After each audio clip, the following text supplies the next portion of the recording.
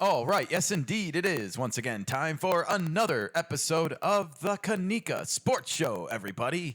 I am your host, Kenny, and I am joined on this Friday by the lovely co host. She's the one, the only, Nikka, the producer, everybody. Hello, everybody. Hello, Kenny. Hello to our new and returning listeners from all over the world. How is everybody doing? And welcome to our show.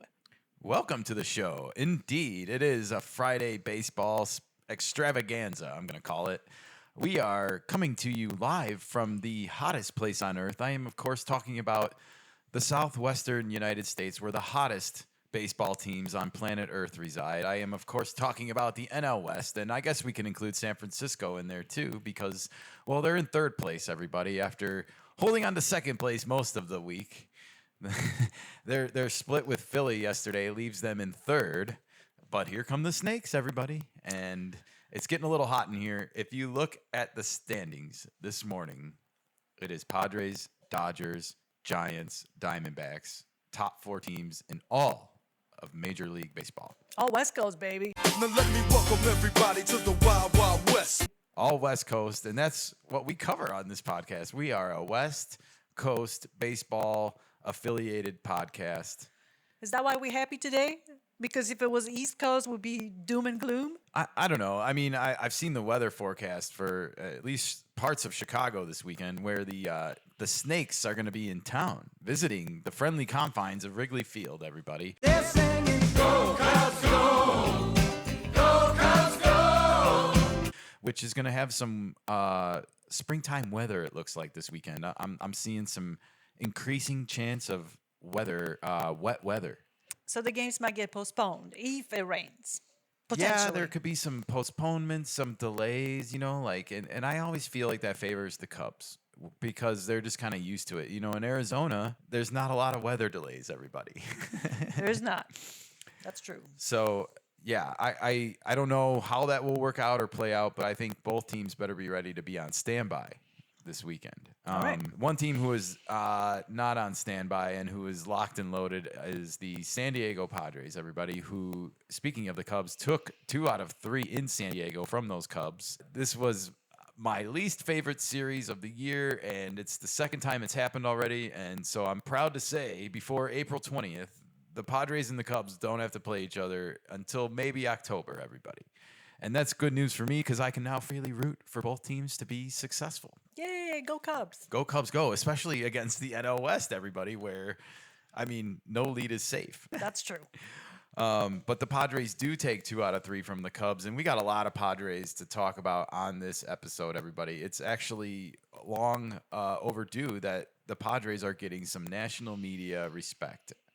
And it's well-earned and well-deserved, and we're going to be talking about it and breaking a lot of it down on this episode today. The Padres take 2 out of 3 over the Cubs, but at the same time, the Dodgers sweep the Rockies, which was pretty expected, and the Giants continue to play well on the road. They split 2 out of 4 in Philly. That's always tough to play 4 games in Philadelphia. So they get out of there with a split, and they take 2 out of 3 against the Yankees. So they get back home with a positive road trip, everybody. That's a good series for the Giants, for sure. Anytime you have to go play the Yankees and the Phillies on the road back-to-back, and you come out on top 4-3 in that series of games, I think that's a successful road trip. So the Giants continuing to play well, everybody. And They have a good record away, 9-4. Yeah. So that's not bad. And speaking of which, the Diamondbacks are right on everyone's heels as well. Snakes in the grass, you'd better move fast. You'll be poisoned or be strangled to death. They are now 12-7 after sweeping the Marlins to move 5 games above 500. And when you're talking about only 20 games being played roughly here, 19, that's pretty good already to be 5 games over 500. The problem is you're in 4th place in your division because everyone else has just hit the ground running, as we're going to hear. We got some Pirates Nationals situation that got ugly on the field for a second. We had the benches clear, so we're going to talk to you about the fallout news from that. It's a NL West driven show. And I mean, if you're not paying attention, it's like the 3 front runners for the NL MVP are all putting it on display right now for you. Corbin Carroll for the Diamondbacks. Of course, Shohei Ohtani is hitting moonshots for the Dodgers. He now has 5 home runs. And Fernando Tatis Jr. is playing like an older version of himself again. We're going to break it all down for you here. And we're going to hear from Fernando. You know, he got the Cubs series off to a phenomenal start when he hit 2 home runs on Monday night. And he, of course, got the post-game interview because the Padres had a nice come-from-behind victory here on the road. And they did this last year to the Cubs. It wasn't quite as dramatic as last year's 8-0 come-from-behind victory at 9-8. But they did come from behind in this Monday night game, thanks to Fernando, who hit the 2 home runs. And here's what he had to say after the game about the Padres' hot start. It was a goal from us, especially starting from our manager, that we needed to hit the ground running. Feel like we lost a lot of momentum last year starting, so that was the mentality coming to spring training, and man, we're putting it on the field and we're putting the work out of the field too. And I love hearing from Fernando here talk about Mike Shildt and giving him the credit for the Padres getting off to a hot start. And it's a topic that we're going to revisit at length on this podcast, everybody, is Mike Shildt finally getting some credit, some recognition for being one of the best managers in the game. I feel like he's criminally underrated, but he might be about to be getting on the brink of some recognition here, folks. All right. Well, Fernando wasn't done. He was also talking about his offseason and what he's been working on and his approach. And let's listen to what he had to say. I started from the offseason, and we're here doing the right approach in the plate. All credit to the hitting coaches, to Victor out there, credit to my dad that started off in the offseason, and man, we're here putting the work. It's just beautiful. Me and Mike were talking in the middle of the game that it's a Monday and looking at our ballpark, and we tell each other we're definitely blessed to be over here in this time playing in front of a beautiful crowd, and can't wait to keep it in the long run. I love this.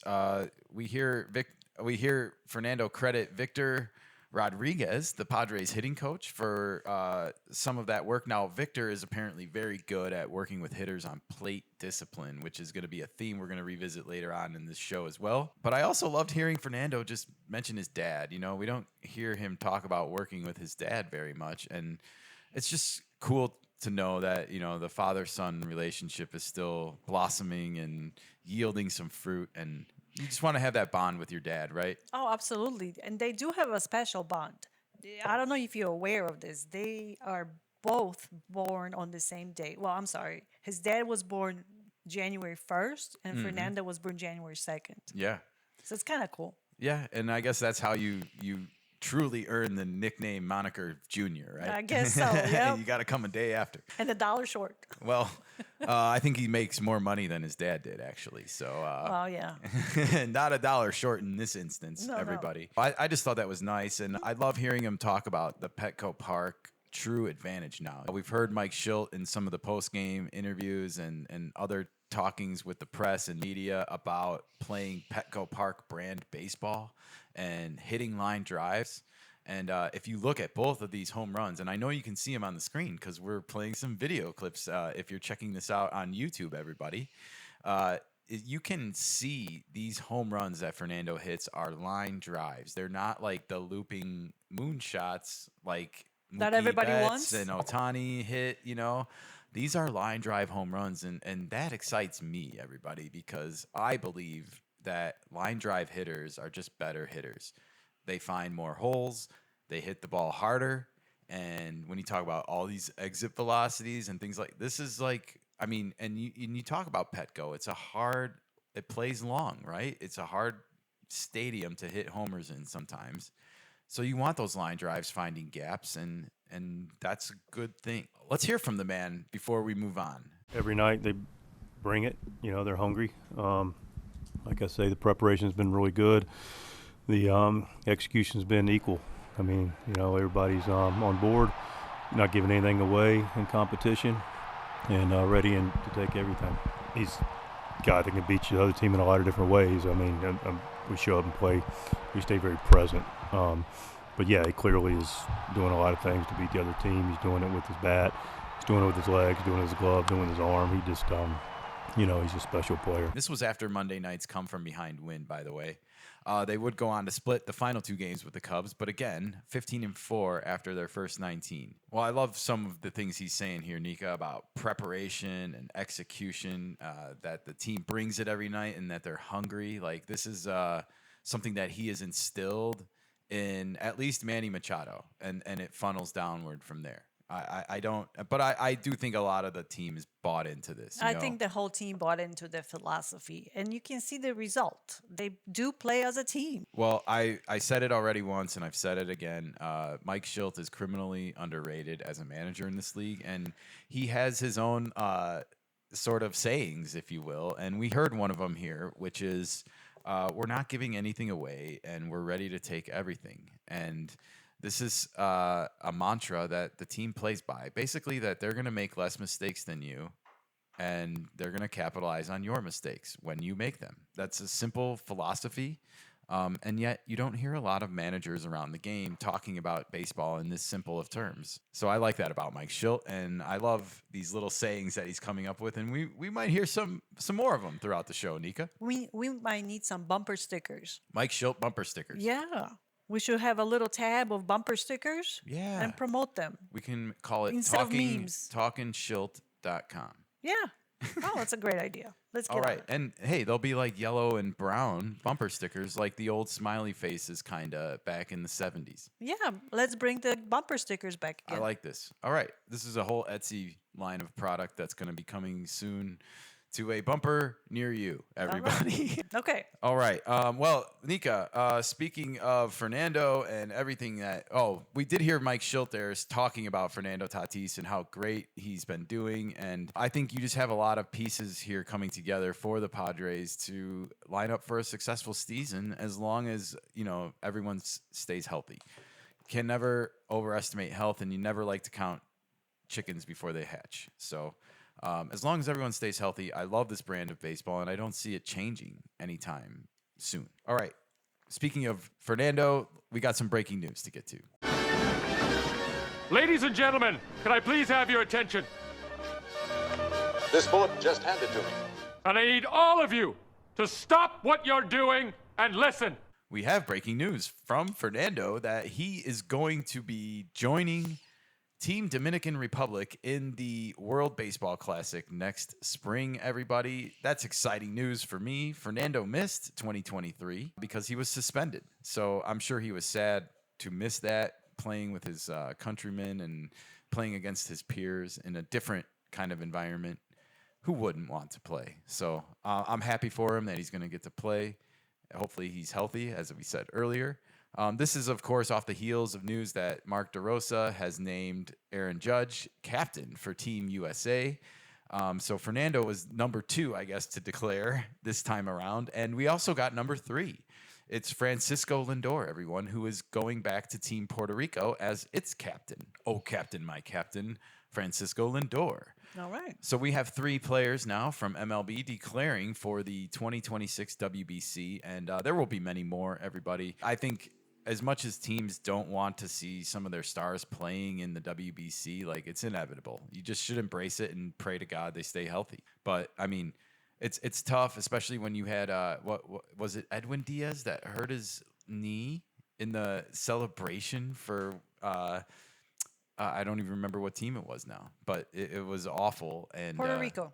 He was on Team Puerto Rico? Okay. So, yeah, he had gotten a save and was celebrating with his teammates, jumping up and down, and then hurt his knee. And Nikka's double-checking that factoid, by the way. But anyways, that's not important. What's important is that he got injured. And so people are always going to be Cautious.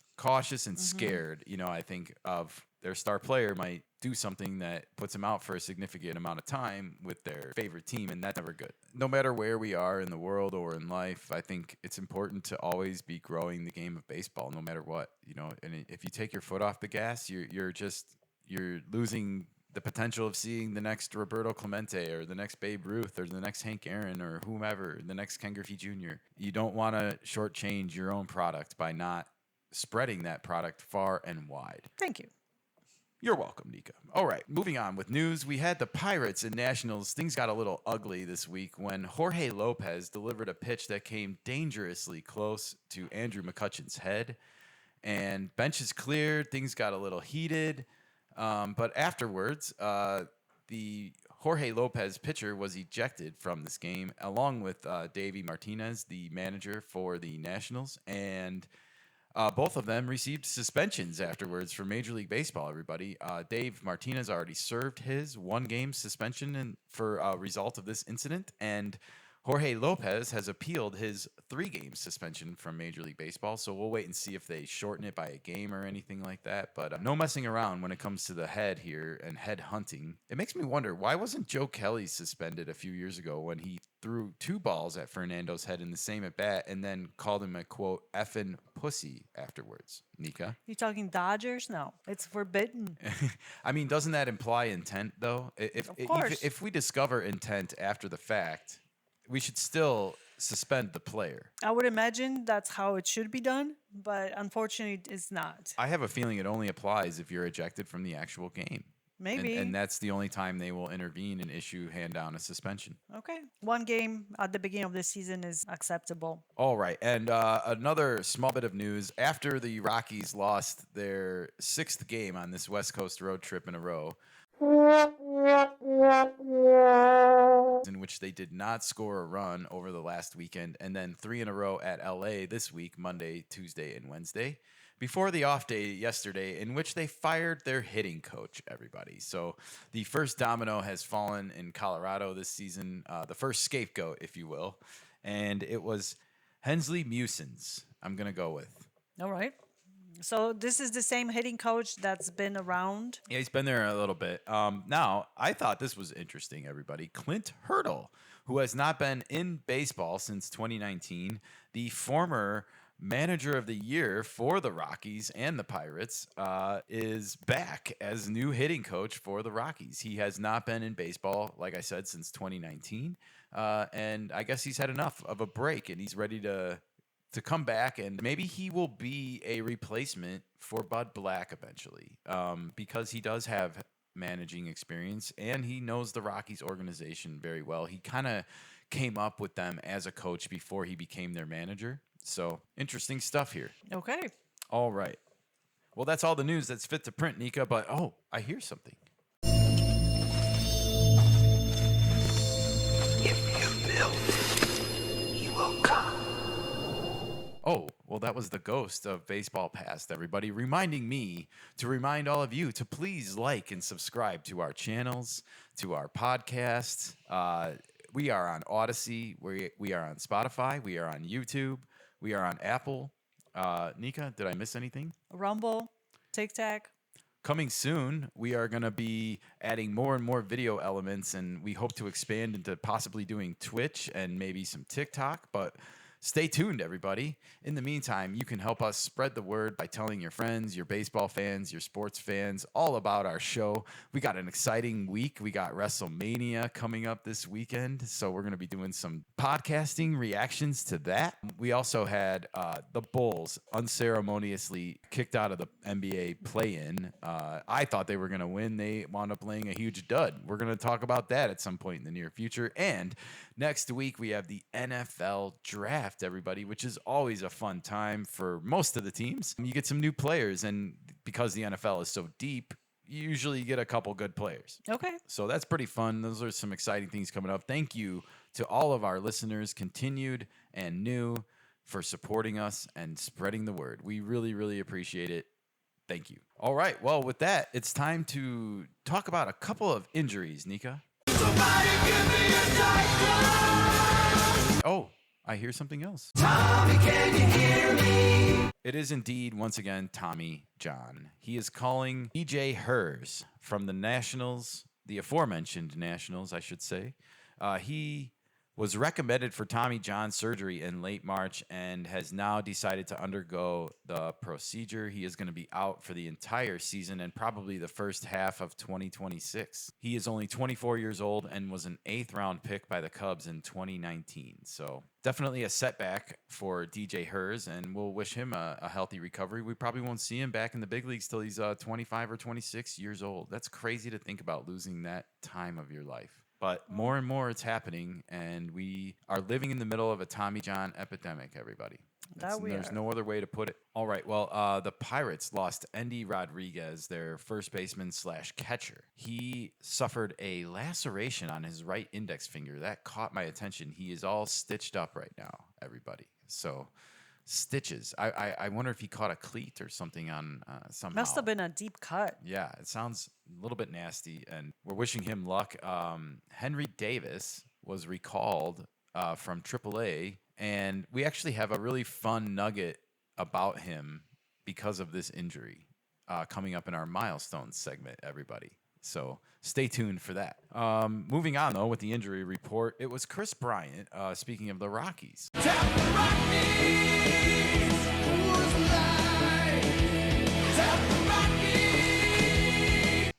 The former Chicago Cub, who holds a place near and dear in my heart because of that 2016 World Series. He was finally placed on the injured list this year. I say finally because it seems like this happens almost every April, right, Nikka? Oh, yeah. He plays a couple games and then goes on the injury. Well, it was this time this year, and this did not sound good. Lumbar degenerative disc disease is the listed cause. Now, I looked this up, and this just sounds like old age to me, which is sort of sad because Chris Bryant's not old.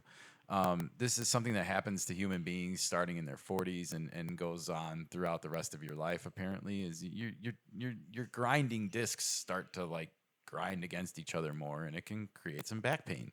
Of course, And, but when every single time somebody says it's a aging thing, I call it BS. Yeah, I'm a little bit upset about this too. We heard Chris Bryant say he started doing more leg exercises this fall and in the off season, and so to have a back injury so soon, it sucks because you should be getting a stronger back if you're doing more legs and squats in the offseason, everybody. And last but not least, the Mets have placed Jose Siri on the injured list with a tibia fracture. This is awful. Carlos Mendoza told reporters following the win over Minnesota on Monday night that he would go on the 10-day injured list tomorrow and is in line for a lengthy absence. So the Mets losing Jose Siri, I saw that they recalled Jose Azocar from the minor leagues, a former Padre, everybody. So if they have him called up, things must be pretty desperate in New York right now. I would say so. All right, well, we'll have some more Mets news a little bit later, a little funny rant from a radio broadcaster, everybody. But for now, Nikka, we got to turn our attentions back to this NL West and everything going on in the hot southwestern United States. As I said earlier, our division is the cream of the crop in baseball, led by our Friars on the top of the leaderboard, everybody, at a 15-4 clip. Are the rumors true? I love rumors. You're all vulnerable to vicious rumors. Well, you know how this town is. People talk and they spread these cruel rumors. Rumors? Rumors? Spread by whom?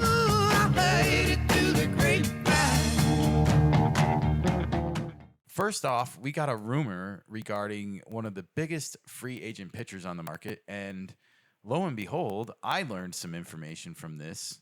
Nikka, will you please play this clip from Greg Amsinger, Harold Reynolds, and Dan Plesac, the MLB Tonight crew? I believe this was from Monday night, but I could be mistaken. It might have been Tuesday. So forgive me, everybody. It's been a long baseball week, but here's the clip.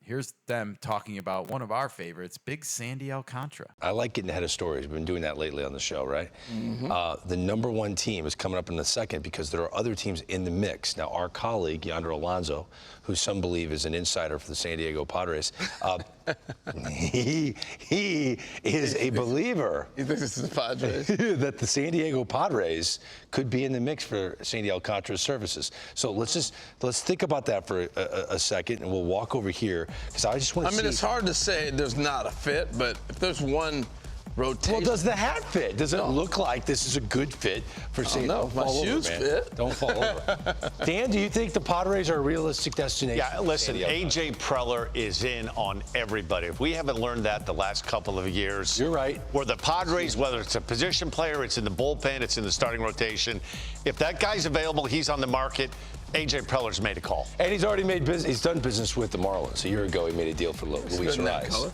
So they've got history. They do have history. All right, Nikka. Well, this is not the first time we've heard Big Sandy mentioned in rumors this offseason, but this is the first time I've heard him directly tied to the Padres. In fact, this is the first time I've heard that Yonder Alonso is a secret Padres insider for MLB Network.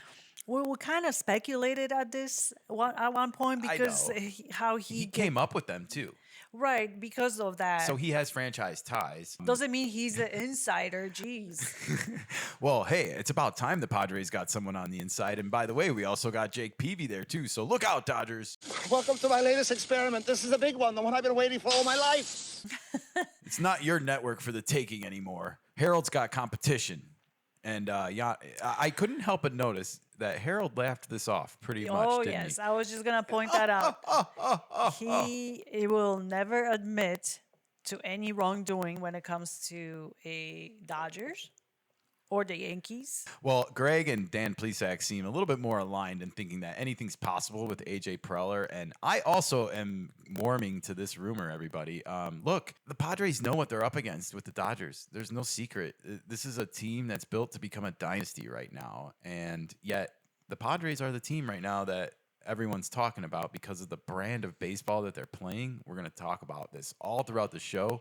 But they are playing a premium brand of baseball led by their manager, Mike Shildt. And guess what, everybody? They still need pitching. You can never have enough pitching. And if you put it Sandy Alcantara, you have to compete with the Dodgers. They have to find a way to stay and keep up with them. Sure. I thought Sandy did not want to be moved, or Marlins said that they're not going to move him at the beginning of the season, a few weeks ago. That was the big proclamation by the Marlins. Well, yeah, but I mean, what are they gonna say? Of course, this is a team that moved Luis Ariz early last season to the Padres, and they mentioned that there is a business relationship that exists between these two teams. They also did business later on in the season when it came to Tanner Scott and not Brian Hoeing. They got him from the Rays, I think, with Jason Adams. Well, you're gonna give it up in return if you're gonna go that route. No doubt. It's a tough choice. I mean, you're going to have to give up Ethan Salas and or Leonidas DeVries. Or even possibly both. That's why I said and or. Yeah. Because it's both. But probably. That also applies to every other team that is trying to get a pitcher like him. While we talk, can you please do me a favor and look up Sandy's contract?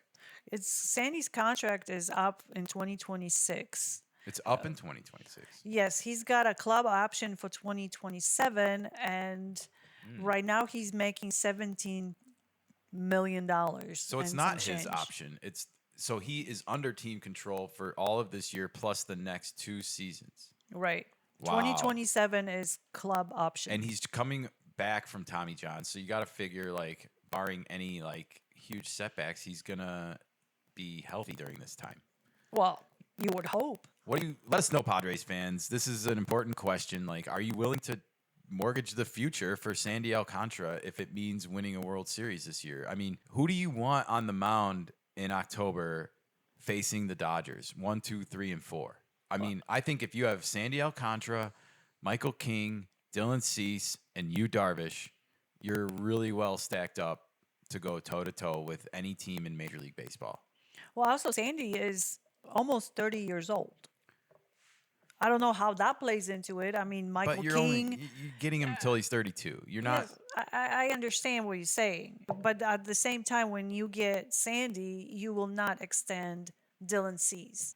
I'm just looking at the Giants. They have great starting pitching right now. The Dodgers, we know that they have 2 pitching staffs even though one of them isn't healthy right now. And you got to keep up with the Joneses, everybody. The Diamondbacks got Corbin Burns. They got a legitimate ace in the offseason. So it's tough. And you're in top right now. And sooner or later, it's going to become, what are you going to do to stay in top? Because it's a long season. And, it's a long season. You're going to have to make a move or two to turn this into a championship team top to bottom. Right now, the Padres are playing championship baseball because they're doing the little things on the field, and we're going to talk about that. But sooner or later, they will need to improve this roster somehow. We saw it last year with Tanner Scott. We saw it. We're going to need it this year somehow, some way. All right. We'll see what happens with that. But speaking of starting pitching, I want to stop the presses, Nikka. Stop the press. Listen, I'm sorry about what I said. I was being an idiot.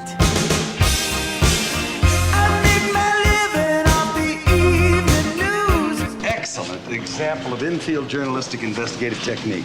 Therefore, your heinous comment will be stricken from the record.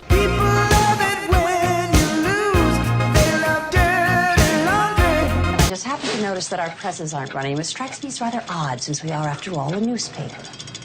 John Heyman stopped me in my tracks yesterday, actually. And I like John Heyman, but at the same time, I kind of lose respect for guys like him when articles like this are written, especially in April.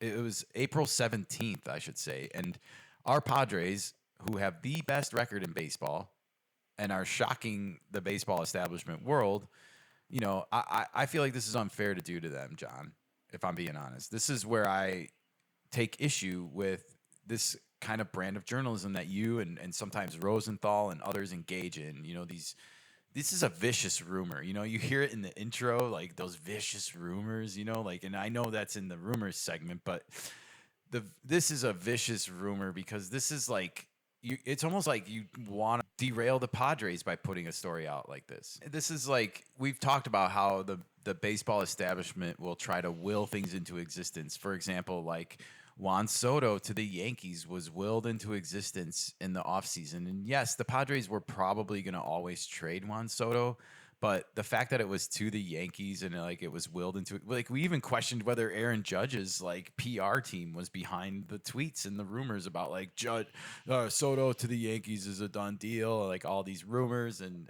tweets and blah blah blah. Like you can't ignore it; it's noise. Roki Sasaki, another one. Yep, another one. Exactly. Like they willed it into existence. Like, oh, he's a Dodger. Before he addressed the whole issue. Yeah, so badly so that like his agent had to come out and say like, no, there's no deal yet, guys. Come on. And it's like, yeah, and but we're not stupid either. Right. The cat was out of the bag too early. And this is the same concept. When you have his teammates from the Japanese league telling other people on podcasts like, oh yeah, we always thought it was the Dodgers. That doesn't look good. Right. Now you have this article coming out where John Heyman says Michael King, everybody, our Padres favorite, is going to fit nicely into the Yankees next year. He says the Yankees could reunite with Michael King in free agency. That's the title of the article. I didn't even bother reading this crap. I don't need to. And why you even start talking about this right now when Michael King's contract has a mutual option for next season, and this is where he gets the big paycheck? Next season. But he can also opt out and get a long-term deal somewhere else if it's on the table. And but you messing with his head. I mean, maybe. I think it's probably laughable at this point to him. I'm just talking about what the intent is. Whether or not Michael King takes the bait or not, I don't think so. Michael King seems like a very bright young man when I listen to him speak. And he is not going to fall for crap like this. He knows where he's pitching this year, and he knows what his job is this year. And he knows what will come to him if he executes his job at a high level this year. It will all sort itself out in due time. You know, he made the deal that he made this year, and he seemed comfortable with that. He did the Padres a solid. He wants to win. And why would he want to go back to a team that traded him, for starters? That's another thing. The Padres legitimately gave Michael King a shot here. And I wrote this down. You know, the Yankees not only traded him, they held him back from becoming a starting pitcher. The fact that John Heyman thinks that that the Yankees would become somehow the front runners to sign Michael King in free agency is almost laughable to me. Like, I bet he would go to the Red Sox before the Yankees just to stick it to the team that denied him the opportunity to start. And I don't know how much there is to all the drama or anything, because Michael King seems like a really mild-mannered kind of guy to me and would just probably do his job. But at the same time, like, I think I remember hearing and reading that he wanted to start in New York and they didn't give him the chance. Yep, they just traded him. So that's another flaw in the argument, Nikka. Thank you for reminding me about that. All right, well, speaking of great starting pitching, it's time to hear how someone really feels. Nikka, can you cue the intro? They didn't even ask how I'm feeling. You don't know how I feel!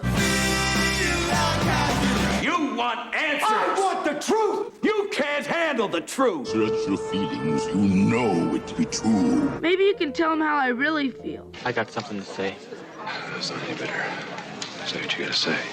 All right, well, on today's episode, it is time for Jeff Passan, everyone, to tell us how he really feels about what's happening right now in Pittsburgh with the Pirates and Paul Skeens, everybody. The Pirates this offseason spent $19.95 million on free agent signings when they have a generational pitcher, a guy who I think, if he stays healthy, is going to be a Hall of Famer in Paul Skeens. And coming into the year, they have Jones and they have Chandler and on and on. Like, they've got arms. I've seen what PNC Park looks like when it's full and when it's raucous and when Pittsburgh fans are showing out and have a reason to show out, and it's magical. And those Pirates fans deserve more than they have right now.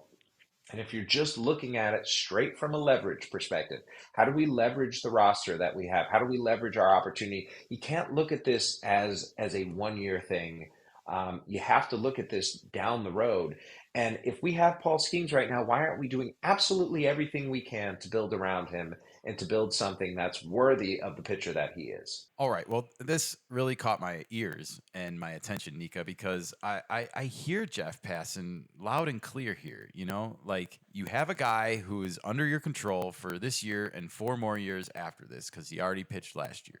Or is it another 5 years after this because they manipulated his call-up last year? I don't even remember anymore. But nevertheless, they have this limited window of time where Paul Skeens is theirs, right? He can't go and play for anybody else. Correct. So I think he's right in saying that by the Pirates not doing everything possible to put a championship team around Paul Skeens in this moment, I hear him. I agree with what he's saying. The problem I have with what he's saying a little bit is, like, you cannot live in an establishment media world where you are on one hand criticizing the Pirates for not spending, and then you're like funneling every single free agent to New York or LA that you can. I know that's hypocrisy in a way. It is hypocrisy. Like, yes, Paul Skeens is a generational talent. PNC Park can be magical. I agree with him about this. I just have a hard time when it seems like the overall mainstream narrative is to be like, there's 28 other teams that are feeder systems for the Dodgers and Yankees right now. That's our baseball establishment wet dream that they live in. Oh, yeah, this is their go-to. Dodgers or Yankees. Maybe Red Sox occasionally. Maybe. Or Phillies. Any team from the East Coast. Of course, the Red Sox and the Phillies are like second tier underneath the Yankees when it comes to East Coast bias. And the Mets are struggling to even keep up with those three, I think, because they're older. The Mets didn't come around until the mid-'60s, so there's always going to be like fourth over there. Right, but there's a whole middle of the country with a bunch of teams that gets always overlooked. Smaller markets or not enough money to spread around. Whatever the reasoning is, those teams get overlooked a lot. They do, and it's I feel like it's the fallacy of baseball right now is because when I grew up and even though it was quote unquote the steroid era, we still had stars in every market on every team a lot. and we had better balance, and we had less banana boat teams like the Dodgers are right now. Yeah, and the Or Pirates. aircraft carriers, as we're going to hear them called later on. Oh, wow. That's a new term, huh? Aircraft carriers. To Banana Republic? Basically, it's a Uber. Uber Straight to the Banana Republic. All right. All right. Well, like I said, I hear you, Jeff Passan, but at the same time, like, you have to do your role too and pump these teams up and make all 30 teams You important. can't. You can't have it both ways. We should not have when you look across baseball right now too, and you look at the standings, minus a couple outliers, the talent level from team to team is closing. The gap is getting shorter. That's what happens when you don't have teams winning 100 games. That means there are no like super teams. That means the competition level is closer team to team to team. Even though there are the Rockies in the world, everybody, and there are the White Sox in the world, we see the A's are getting better. They were the bottom of the barrel a couple years ago. They are not this time around. They are not anymore. In fact, they have the home run leader in all of MLB right now, everybody, Tyler Soderstrom. So it changes quickly, and the game evolves, and the teams evolve. And we're seeing that right now. Like, everything that happens in the offseason that they talk about and drum up means nothing. Oh, yeah. And we're here to cover it all, everybody. Okay, well, we had someone else telling us how they really feel in the state of New York this week, everybody, about one of our favorites, the amazing Soto, everybody, Juan Soto, who is now being called Juan So-So, everybody. Let's hear from Sal Licata from WFan in New York City, everybody, on Juan Soto's performance so far this year. Juan Soto has stunk to start his Mets career. I never thought I would be at this point with Juan Soto, a guy who I begged and pleaded the Mets to go get, a guy who I wanted more than any player ever in my fandom. I wanted Juan Soto. The Mets delivered, and every single time this guy has come up in a big spot this year, and there have been plenty, he has failed.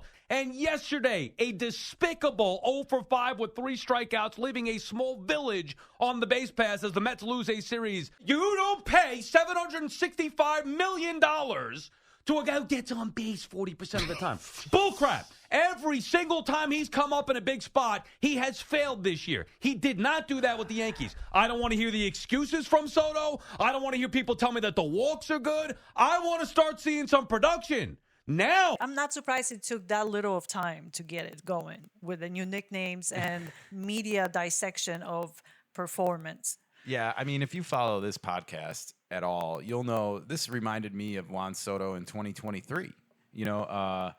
He got off to such a really bad start that year with the Padres. He was batting barely 200 when May 1st started. I even went and double-checked it today to make sure my numbers were right. But I think this is just something we've noticed about Soto, is that despite the fact that he has these amazing, impressive numbers that sort of match up with Ted Williams and some of the other elite immortals of Major League Baseball history, we've also watched him with our own 2 eyes. Like, he's very defensively challenged. I think that's putting it nicely. He is also somewhat I don't want to say he's looking for a walk sometimes, but he's just not always like seeming like he's in attack mode at the plate. Like and you hear it like in the frustration in the voice. He doesn't feel like he's been coming up in the clutch. When there's runners in scoring position, that's when they want to see him getting those big hits, and he hasn't been doing it. So maybe his baseball IQ is not as high as some people seem to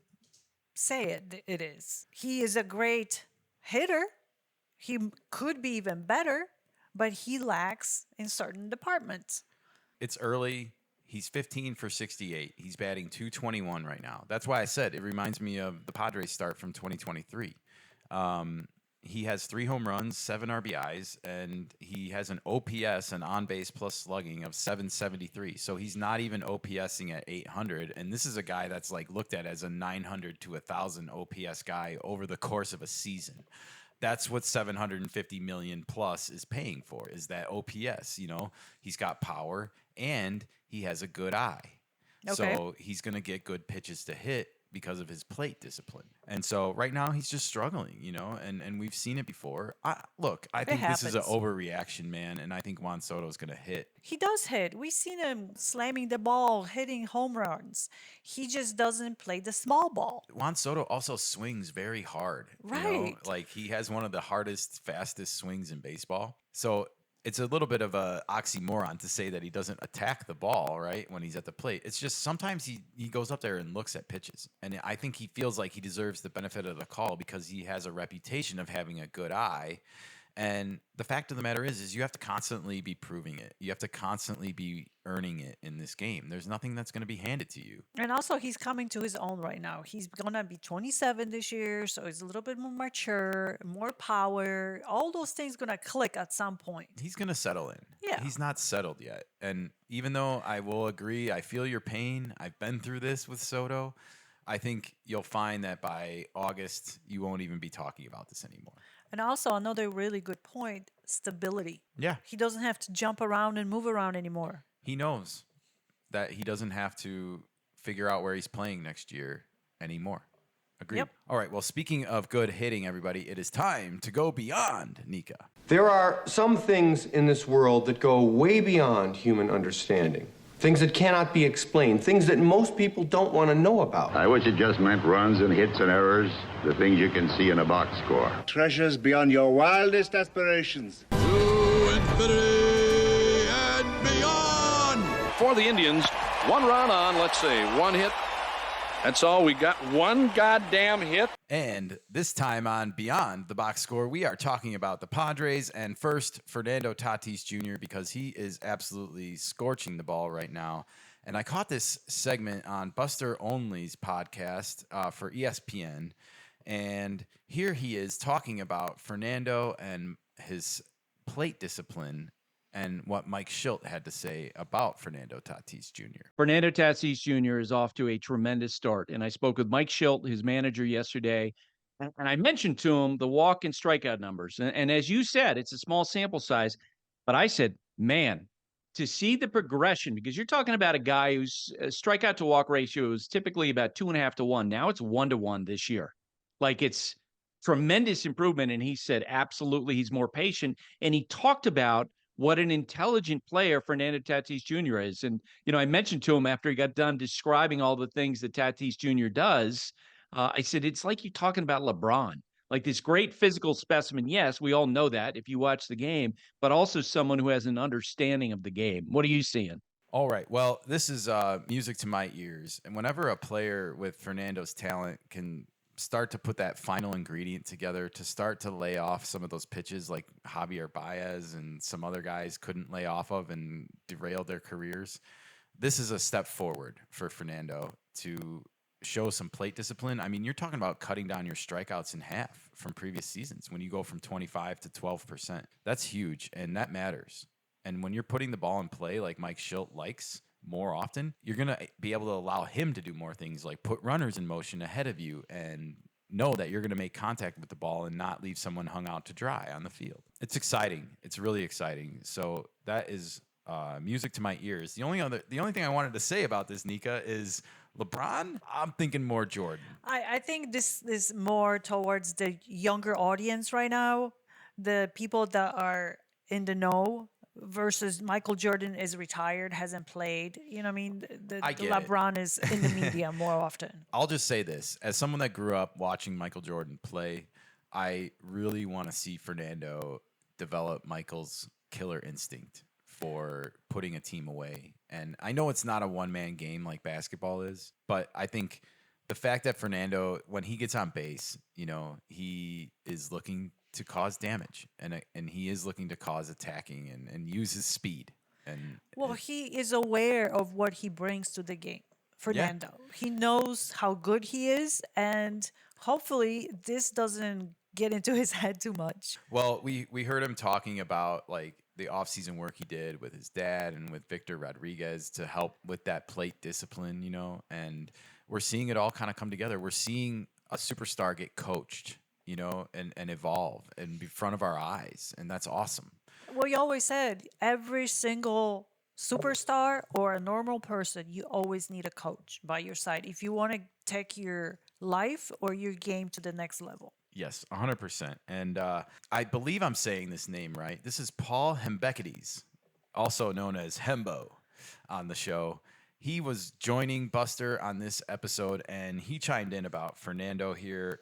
We got a couple clips, actually, because he says a couple of really important things one at a time. So first up, here's Paul, everybody. Well, I see someone who obviously has a keen understanding of what makes him good and what could make him great. And that is demonstrated, Buster, with one perhaps minor swing change that he's made year over year that is paying major dividends. He's eschewed that sort of high leg kick for that toe tap. He seems a lot more in control of his faculties right now. And the numbers are absolutely popping off the page as a result. His career strikeout rate entering this season was 25. His strikeout rate last season was 22. And right now, he's only striking out 12% of the time. It's only 17 games, but that's in the Juan Soto range, the Kyle Tucker range, the Jose Ramirez range. That is an elite number. Buster, his OPS in 2 strike counts is 1019. That's a number for which his career high is 628. He is no longer remotely an easy out when he gets to 2 strikes. All right. Well, Nikka, he mentions the high leg kick here going away, and I noticed this as well. And from my perspective as a hitter, what this was allowing Fernando to do better than what he used to do is weight back on a breaking ball. So when you have a smaller stride like this, you're already in your you're ready to swing immediately. So you can hit the fastball, but if you recognize break, if you recognize that it's a banger, a hanger, then you also are able to keep your weight back and adjust without that high leg kick kind of getting in the way of your timing of that. Okay. So that's what I'm seeing with this stride here that has been shortened. It's allowing Fernando to keep his weight back on the breaking ball, but also aggressively attack and jump on the fastball. And he has such a beautiful swing when he just goes through that finish. So after the stride, it's all one motion. So if he holds it back for a second after the stride to weight back on the breaking ball, he's still capable of finishing with power. Okay, and he also holds on to the bat with both hands. Yeah, we noticed that as well. No one's talking about this. Fernando is finishing two-handed, and he's not letting go of the bat like Ken Griffey Jr. kind of famously would, or Frank Thomas. Oh, a lot of players do it. A lot of players do it. Manny still does it. I saw him do it. But finishing two-handed is something that seems to be a decisive decision by Fernando that he made in the offseason. Like, he's always finishing two-handed this year, and he was doing it throughout spring training, and it was noticeable. So he's tinkered with his swing a little bit here, and he's, whatever changes he's made have allowed him to recognize and have better plate discipline, and also allows him to attack a lot of different speeds of pitches that are coming at him. This last clip, Hembo finishes off with here, really hit the point home for me about how special what Fernando is doing right now truly is. And this is a player who, as you well know, has just off the charts contact quality. Buster, I exported every single Major League Baseball player with at least 2,000 plate appearances since 1900. What I did was, what is your batting average if we just exclude strikeouts? So when you put the ball in play, how good are you? How potent is your contact? Fernando Tatis's is 388, which ranks in the top 15 of the last 125 years. He hits the daylights out of the ball. And if he's going to strike out, we'll call it 15% of the time, I don't think there's a player in the National League better equipped to challenge Ohtani for the MVP than Fernando Tatis Jr. All right, well, he's talking about contact quality here, and he's basically saying, like, all the hitters that have 2,000 at-bats or more, he took their sample size and he took their strikeouts away. So basically, when they don't make contact, he took it out of the equation, and he was just looking at contact. And he found that when a hitter makes contact, Fernando is actually in the top 15 hitters batting average-wise. This is called batting average of balls in play, or BABIP. You might see this stat sometimes. But his batting average on balls in play, so not strikeouts, is 388. So I not 400, but when he's actually putting the ball in play, he's hitting close to 400. And that's awesome. That's in the top 15 since 1900, everybody. That really put it into perspective. Yeah, it for does me. puts it into perspective, and I also like how they are expressing that he might be the only one challenging Otani to MVP this season. Well, I will throw Corbin Carroll in there because Okay. he is capable of doing what Fernando is doing with disruption on the base paths with speed, and he's also shown that he's his tinkering. Corbin Carroll, we talked about how he's standing more upright like Mookie Betts. His tinkering has led to him getting off to a nice start to this season as well for the Diamondbacks. So maybe we'll get a beyond the box score of Corbin Carroll soon. All right. But yeah, great work by Fernando here early on in the season, and great offseason work, I should say, because it appears that whatever he has done in the offseason is paying off dividends, and we are seeing that MVP type player for at least the first 3 weeks of the season, everybody, and that's exciting. All right, well, I want to turn it to Friar territory. Yes, you heard me correct.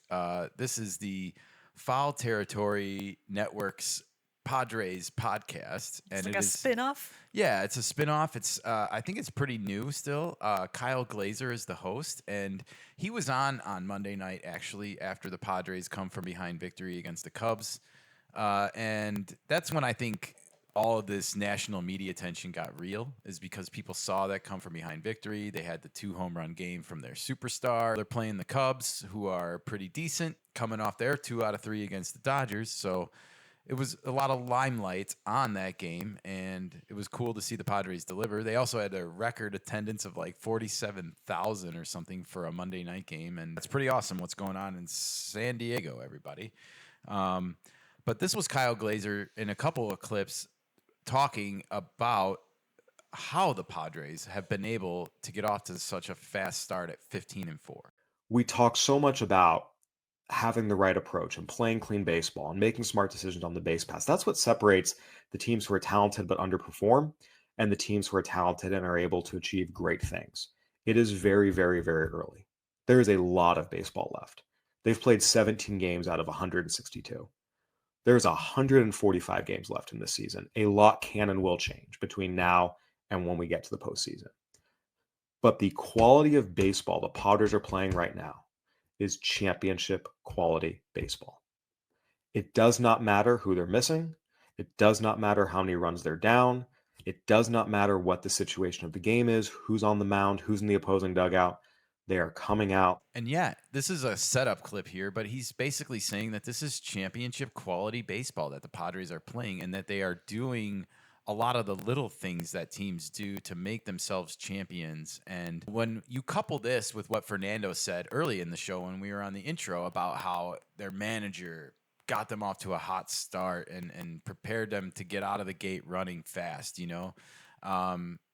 this is not by accident, folks. This is Mike Shildt branding this team, and developing an identity for this team and what it means to play for the San Diego Padres, not just now, but in the future, and what's expected. And he's building culture, long-lasting culture here, at least on the playing side of the field. And you got to love that, Nikka. Oh, definitely.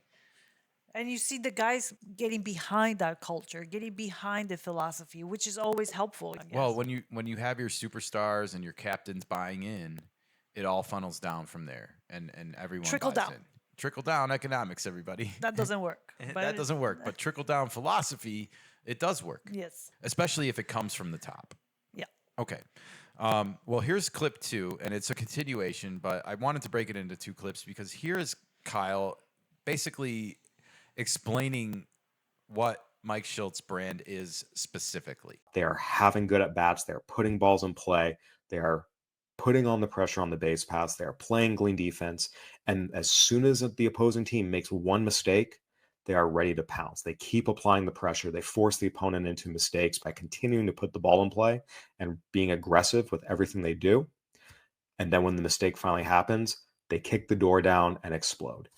We saw that tonight in all its glory. And when that happens, you have a team that is capable of doing special things. You have a team that the opposing team knows they have to play perfect against. And that puts a lot of pressure on them, where they know if they make one mistake, the Padres are going to take advantage. And more often than not, the Padres are going to force them into a mistake by virtue of their style of play. This is the brand, Nikka, applying pressure on teams, capitalizing on their mistakes, not giving them as many mistakes. And this is the formula of success that, quite frankly, has led the Padres to this point. I want to remind people this is a carryover from the team we saw in the second half of the season last year that finished 44-17. This is that team. This is what we're seeing. And maybe that also played into the role, to the fact that they didn't want to spend so much money to replace certain players because they didn't want to disrupt the main course. Well, it is interesting, right? And I think everyone saw what was happening with LA. And I just give a lot of credit to Mike Shildt for the team getting off to this start and saying, like, guys, we cannot mess around anymore.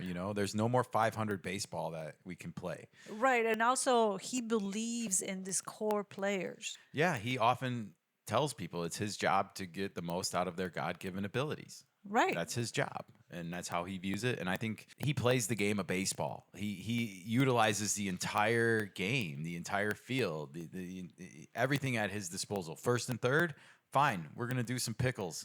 It's like, hey, this is Little League baseball. Yeah, it is. But it's still try baseball. to keep up. But it's baseball. It's still baseball. Exactly. And you can play it. You don't have to be swinging for the fences all the time. Yeah, again, I'm reminded, like, they're taught to play line drive hitting at their home ballpark, not to swing for the fences, and yet you see Fernando's still capable of hitting line drive home runs. He's just trying to hit the ball hard somewhere. And this will lead us into some baseball school, everybody. Now, somebody please tell me where you left off in your textbooks. We're here to learn. Anybody else have a problem with that? If I need to ask again, I'm going to write up the entire class. Take your seats. Recess is over. Chewie, take the professor in the back and plug him into the hyperdrive. Good, now we're having fun. Nikka, we heard from Kyle Glazer about the little things in the previous clip, and one of those little things happened in the Wednesday afternoon game when the Cubs were playing the rubber match against the Padres, and the Padres did. And here is we need to set this up. Okay. We're going to show you a play that happened in the game where Ian Happ was caught stealing, and the Cubs challenged and wound up losing their challenge, everyone. Here's the clip. Goes, and on a bounce, Diaz comes up firing and gets him. Wow. Tucker was challenging the yellow call at second base. Looks like he gets him on that back foot. He's out. All right. Well, you can see how Xander Bogaerts actually was able to tag Ian Happ on his foot as he was sliding into the base. And this was truly bang, bang in real time. Like, you can see why the Cubs might have felt like Ian Happ was safe when you watched it in real time. And Mike Shildt was asked about this play specifically after the game. And I want to play his response. And you'll see the video on our podcast on YouTube, everybody. And you'll also see Mike Shildt talking about this, but you also see the play over it again as he's talking about it, because I wanted to really illustrate the point that he's making here, because this is truly baseball teaching moment. If you're a young baseball fan, pay attention, everybody. First, the tag out in the sixth inning. Great job by Xander to let that ball go deep. It's easy to say that, sometimes not as easy to do. And then the other one, Manny's play. Playing on the shift, having to charge on that bunt, the bare hand, you break those down, how difficult those plays might be. Yeah, they're both plays that, a couple of things are in play with the plays. First of all, we did a good job of holding and keeping Happ close as far as the pitching responsibility. Diaz throws a laser. And then something that we've addressed that Bogey and the middle infielders taken very seriously is their tags. There's a lot of safes and there's a lot of outs. And quality tags, flips it on the out equation. He did it the other, couple series ago. Boom, right there, catches it right there. Same thing today, lets the ball travel.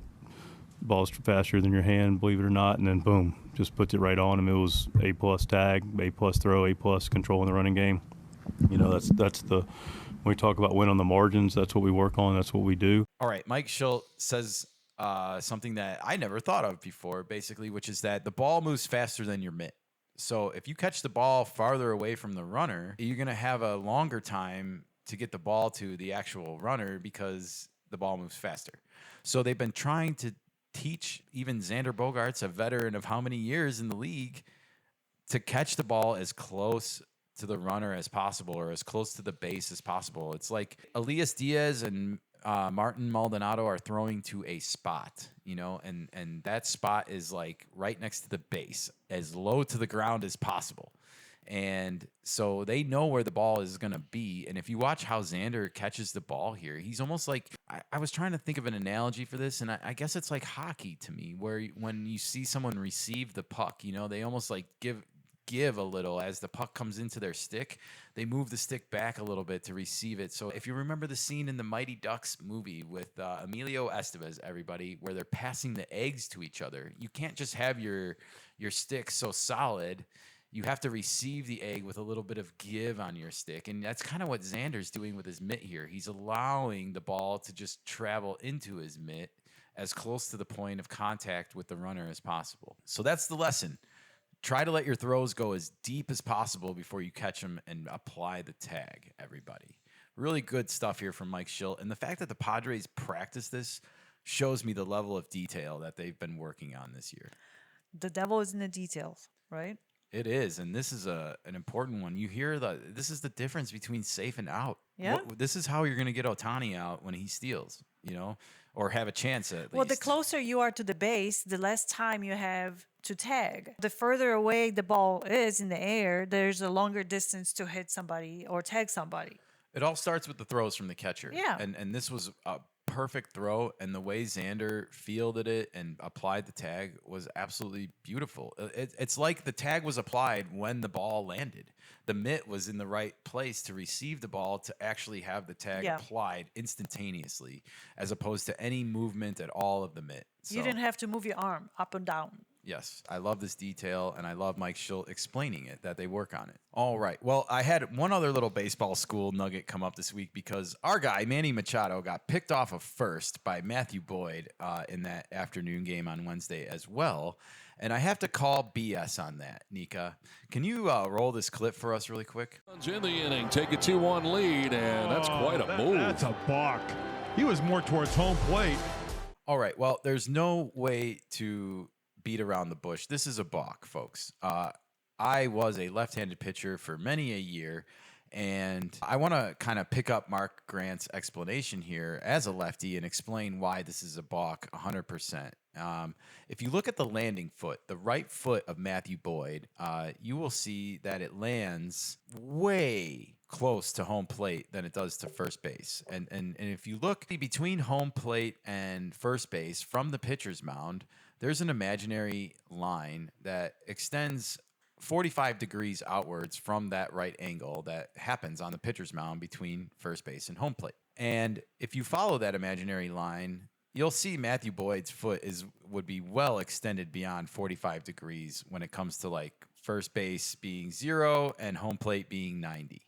Does that make sense, Nikka? Yes. Are you with me? Yeah, I'm with you. All right. So a little bit of demonstration here, but so to me, that right foot, that plant foot when you're pitching as a lefty is well beyond the 45-degree imaginary line that would exist there. So there's no way that this should have been a pickoff. Manny Machado should have been ruled safe and actually should have been awarded second base. So I hope umpires will keep an eye on Matthew Boyd's pickoff move in the future because while I am a fan of the left-handed deception move like this, it's got to be within the rules. And I call a little bit of a BS on this. This was well beyond 45 degrees, in my opinion. Okay. All right. Well, class is over, everybody, so we can move on to some milestones. Get ready for greatness. By far, my greatest achievement. We stand here amidst my achievement. That record's going to hold for a while, let me tell you. You idiot! I did it! Just don't touch my records. Ever. Nikka, we had some fun milestones this weekend. Did we now? This week, I should say. This weekend hasn't happened yet. But first up, I got Paul Skeens and Henry Davis, everybody. Both playing on the Pittsburgh Pirates. Both former #1 picks. Henry Davis was called in to catch when Endy Rodriguez got hurt. We talked about this earlier on the episode. He's the one that had the stitches.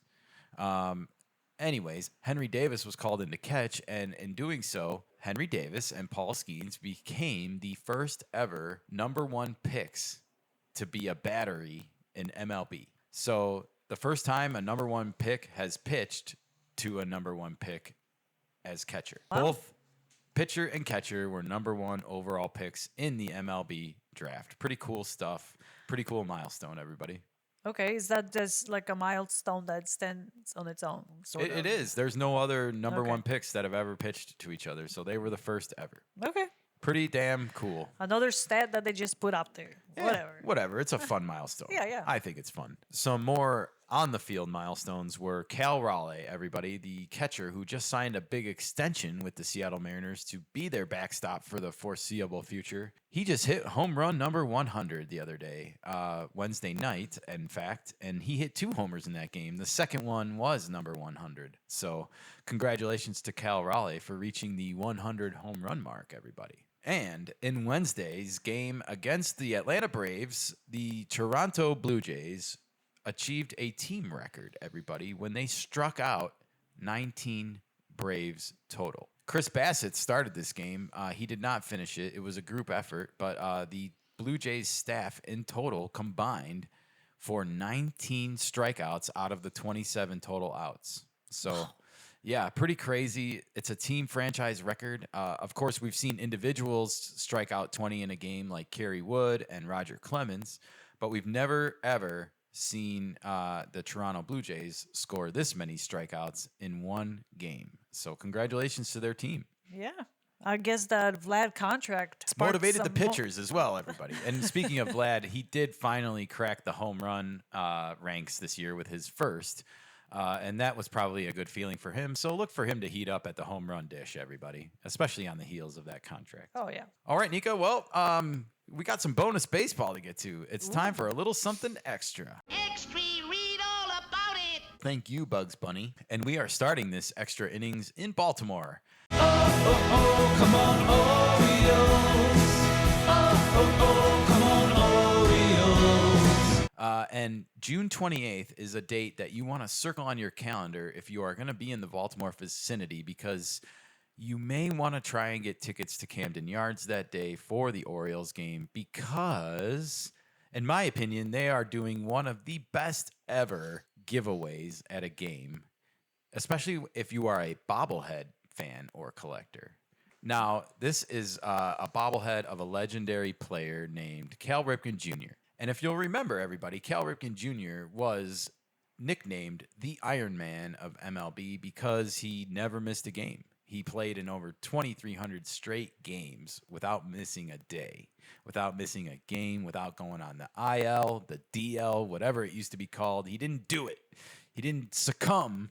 He went out there and played all 162 year after year after year after year until it was finally a record, and he was called the Iron Man. This particular bobblehead of Cal Ripken Jr. is going to be in Marvel Iron Man attire, everybody. And let's take a look, Nikka. All right.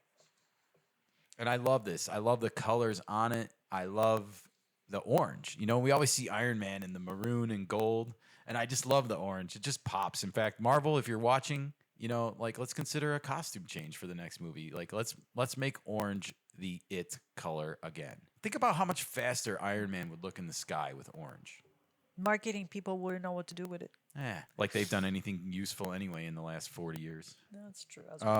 All right. Well, I love this because it is organic, and I think when it comes to marketing people and the people that come up with these giveaways and promotions, like, you need to look at this as the benchmark. These are the types of things that sell themselves, that they don't need an explainer. Of course, Cal Ripken's the Iron Man. Of course, he should be the Iron Man.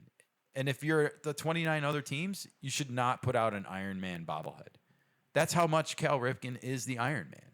Come up with your own connection to a different Marvel character or something, or a Star Wars character or whatever, but make it more organic. Don't search and try to force these connections on us that aren't there. Well, that seems to be a reoccurring theme for a lot of parks. My fear is that other teams will see this and be like, oh, we need to have our own Iron Man, instead of thinking of their own original ideas. Maybe not Iron Man, but another Marvel character, because if one team does it, the other one, it has to copycat. It's just how it is nowadays. Yeah. 100%. Well, maybe Tyler O'Neill can do the Hulk because he lifts out a lot, right? Well, no, because you're gonna have to make him green, and that might be racist. Green I face. think Tyler O'Neill can handle it.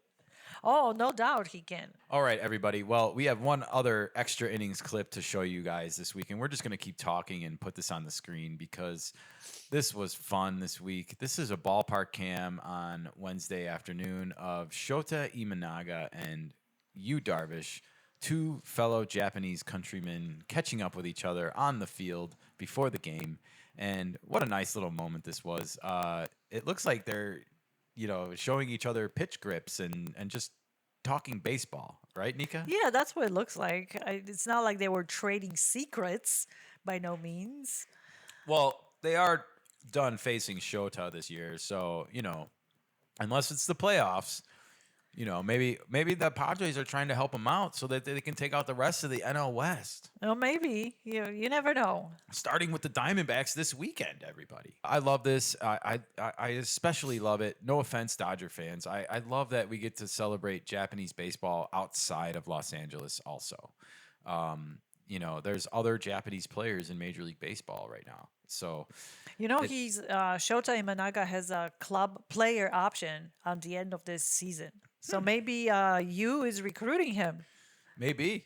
He's saying, we need your services over here, young man. Maybe. I like Shota Imanaga a lot. I really love the way he pitches, and he does pitch. He doesn't throw like a lot of players we've been talking about on this podcast. He actually pitches, everybody. Anyways, just wanted to share this nice little moment and celebrate something outside of LA, like I said, for Japanese baseball. Definitely nice. And it looked really cool. Did they swap jerseys as well? Or we don't know? We don't know, but they should. They should have, yeah. Yeah, they should have. We saw Dansby Swanson and Fernando Tatis Jr. do that recently, and we said at the time that there should be more of that, and we still think there should be more of that. Hasn't changed much. Hasn't changed much. All right, we are getting close to the end of the show here. Nikka, it is time to look at this weekend's matchups, everybody. And I just spoiled the first one on my list because it is the Diamondbacks playing at the Cubs already. And it has started. I don't know the score, but Nikka might. 0-0, and PCA is on second. He just meep his way to the second. Meep, everybody. Will he be the Roadrunner next Monday? We will wait and see when we get to our award. All right. Well, I was trying to beat the Cubs today, but I failed. So it is what it is. But the Royals are visiting Detroit tonight. That is a continuation from yesterday. That's a 4-game series. I wrote down Cole Reagans is pitching against Jackson Jobe tonight. What a matchup we got there. Cole Reagans is the current AL strikeout leader, everybody. So we will see how he fares in the Motor City. And we also get Scooby-Doo on the mound on Sunday up there. So that's good news for the Padres because they will not face Scooby-Doo next week. And I'm talking about Tarek Skubal, everybody. Okay. But more on that on Monday's episode. We got this weekend to get through. It's the Guardians heading to Pittsburgh to face those Pirates at PNC Park. The Marlins are heading to Philadelphia, and we got Big Sandy, who we talked about earlier, against Zach Wheeler tonight. That's an excellent pitching matchup in Philadelphia. Stay tuned, everybody. The Reds are visiting the Orioles. Hunter Green is on the mound Saturday for the Reds. I'm excited to watch him pitch every time this year. The Yankees are in Tampa Bay. They started last night. They got a win. They are playing at their own minor league stadium as visitors against the Rays, who are stuck playing at the Yankees minor league stadium all year. They patched it up. It looks like the Tampa Bay Yeah, Rays. It still says George Steinbrenner Field on the outside. And they always make sure they show that. Yes. All right. The Mariners are heading to Canada to face the Blue Jays this weekend. The Cardinals are facing the Mets. They also got started last night. The Mets took the first game. The White Sox have a rematch with the Red Sox this weekend, and they get their second dipping of Garrett Crochet in the second weekend in a row. I want to remind everyone he took a no-hitter into the 8th inning on the road last time. Will he finish it this time, Nikka? Will he get that no-hitter? Maybe. I'm rooting for it. I think it has an over 50% chance of happening. All right, the Twins are taking on Atlanta. This is a 1991 World Series rematch, everybody. If you're with me. The Dodgers are heading to Texas to take on the Rangers this weekend, and we got some excellent pitching matches starting tonight. Yamamoto versus DeGrom. Tomorrow, we got Roki Sasaki against the Wizard, Nathan Eovaldi. I'm excited for this series. I'm excited to watch the Dodgers lose. Me too. I hope one team that doesn't lose is the Padres, who are also in Texas, in Houston. They are taking on the Astros, and Michael King will look to go 4-0 on Saturday. And stay tuned for Sunday as well, where it's Dylan Cease against Framber Valdez, a great pitching matchup for the finale. Stay tuned. And the A's are heading to Milwaukee to take on the Brew Crew. The Nationals are going to the Rockies to face the Rockies, everybody. And the Giants, last but not least, are headed to Anaheim to continue that road trip. At least they're in their home state, but they are still far from San Francisco, everybody, in Anaheim. And it is Verlander watch on Sunday. Will he get a win yet? He has yet to record a win this year. You know, I kind of feel like he's trying so hard to get to 300. And, you know, hopefully at some point he just forgets about all that and just starts pitching again, because that's when the wins will start happening again. And also, he's on a pretty good team right now, everybody. He is, and he's 67 strikeouts away from 3,500 strikeouts as a career goal. So, good luck. That's pretty damned impressive. I mean, considering that less than 20 pitchers in history have recorded 3,000. That's true. He and Max Scherzer are two of them.